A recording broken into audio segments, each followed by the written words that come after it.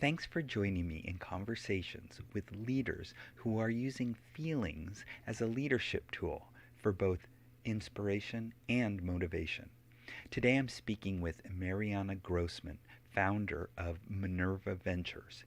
Marianna is passionate about addressing climate change, and she shares how she uses that passion as a leader. Now for the conversation. Today I'm speaking with Marianna Grossman. Marianna is a leader on climate. She is a founder and managing partner of Minerva Ventures, a consultancy focused on solutions for a resilient future. She advises companies and communities on climate risk, adaptation, and resilience, and also guides clean tech startups in water, energy, remediation, finance, and climate analytics. She specializes in bringing people and institutions together across sectors to collaborate, invent, and implement solutions that enhance sustainability, build resilience, and address the consequences of climate change. I've known Marianna for nearly 15 years now, and I am so delighted to have her with us here today. So, welcome, Marianna. Thank you. It's a joy to be with you today. Great. Well, thank you so much for being here. So, why don't we start? And you're doing so much, around work with climate. But I'd like to just start of how you're feeling right now about climate change. Well, I am feeling really concerned. I feel that the scientists have been saying for decades, 4 decades, that we need to take serious action, transform our energy systems and the way we interact with our ecosystems. And we haven't been listening. And then we also, when we do listen, we haven't been making the changes we need. So I'm worried about the impacts today and the future impacts that we're going to have to contend with. Right, right. And so how are you channeling those feelings that you're having about climate change into your actions and behaviors as a leader? As a leader, I am doing a couple of things. One is I do find that taking action is a great antidote to anxiety. So that means working with companies that are doing really innovative things, helping communities do the hard work of integrating their different disciplines to be able to make their communities more resilient, and looking at investments that are advancing technology that can be helpful. And I do a lot of work bringing communities together to think about values and kind of the spiritual dimension that calls us to make transformational change. And then some of the time I just distract myself like probably everyone else does. And then I feel guilty that I'm not constantly focused on issues and action because we are in an emergency. But I find that because it's a long-term emergency, I kind of have to pace myself and um, sometimes give myself a break. Right, right. Well, I want to just thank you for the work that you do. Again, I've known you for a long time, and I know how you've put so much energy into working on solutions to help solve the climate crisis that we're in. And yeah, I can imagine that it can be a little draining and overwhelming at times. So, but good for you that you found a pace that you can, you know, get to and continue to do the good work that you're doing. So, yeah, Thank thanks you. again. So, And I think one other thing I wanted to say, yeah, the thing that gives me the most joy is bringing people together to share information, ideas, and inspiration across um, different disciplines, architects, business people, government people, NGOs, uh, all kinds of people who are investors, who are concerned about climate change, and those who are really taking leadership and trying to support each other in doing more, thinking more boldly, finding connections that they wouldn't otherwise find. And I think that's the work that gives me the most joy.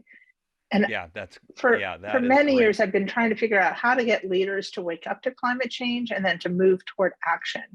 And I think there are so many things that leaders can do that they may not feel empowered to do, that they kind of, it's time for us to take on that power. Right.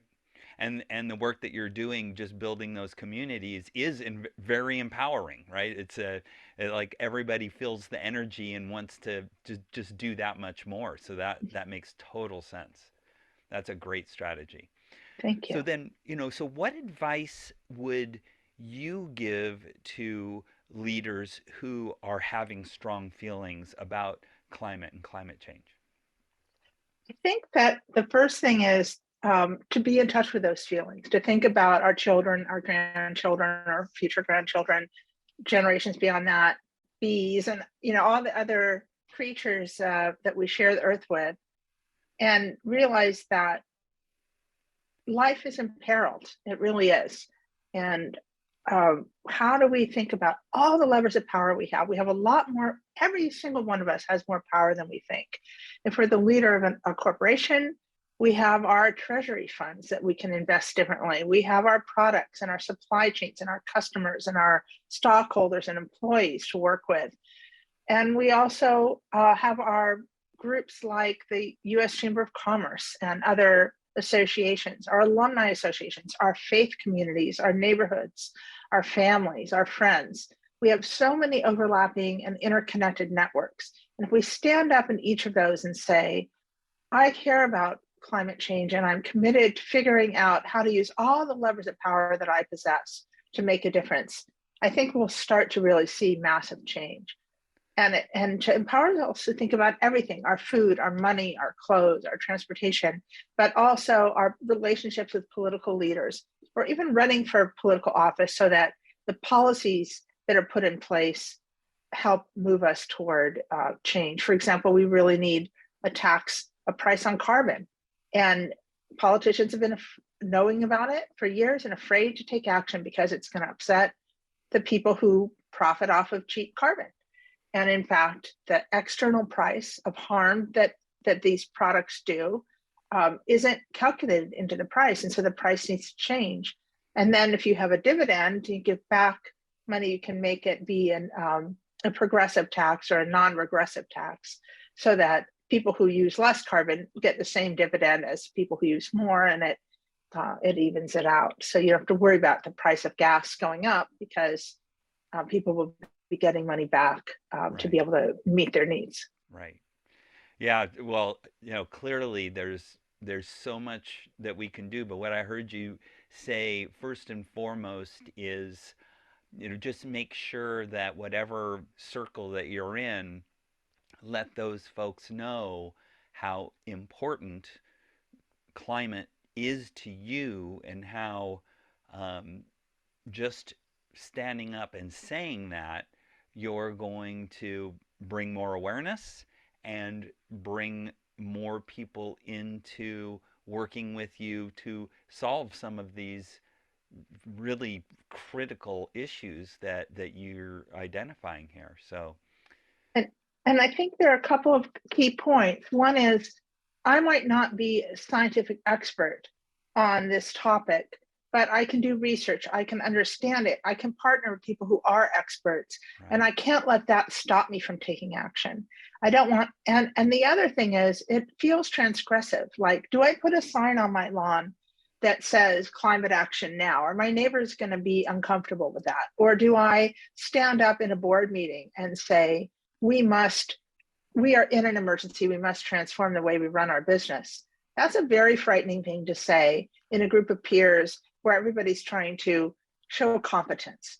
And if you don't have competence on the science side, but you know that it's a problem we have to solve, then you say, we have to solve this and we're going to bring in the expertise we need to do it well. Yeah, it's and such a good point. not so while I think hope is over, I think the future is going to be quite degraded compared to the present. We have to have courage to take action. And that's an example of that courage, to say, I don't have all the answers, but I know that this is an emergency we have to address. Right. We're in a problem, and we all need to stand up and address the problem and not That's right. stay. And get the knowledge that we need, or the resources we need, or the Right. advisors we need to help us do it. So don't let not knowing be the reason that you don't take action.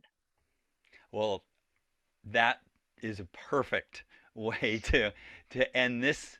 I feel like we're just scratching the surface on this topic, and I'm so impressed of how you're taking those feelings that you're having about the problem and channeling them into leadership and action. I applaud you and thank you again, and I hope that as you make more progress, that you can come back and share more of your thoughts about being a climate leader in this time of crisis. Thank you so much. It's really a pleasure to speak with you today. All right, thank you. Thanks for watching. Being a leader in the climate movement is clearly fraught with many emotional ups and downs. Marianna shared how she feels worried about the climate crisis, and then she poignantly points out that action is the antidote to anxiety. She also talks about the joy she gets from bringing people and communities together, while acknowledging that courage that it takes to stand up in whatever your circles you're moving, and saying that you are concerned about the climate and that you want to take action. She also advises leaders to be in touch with their own feelings as a source of inspiration and motivation, as they do clearly for Marianna herself. If you found this helpful, please click on the thumbs up button, subscribe to the channel, and get notifications of future episodes. If you have any questions, leave them in the comments section and I'll respond as soon as I can. Thanks again.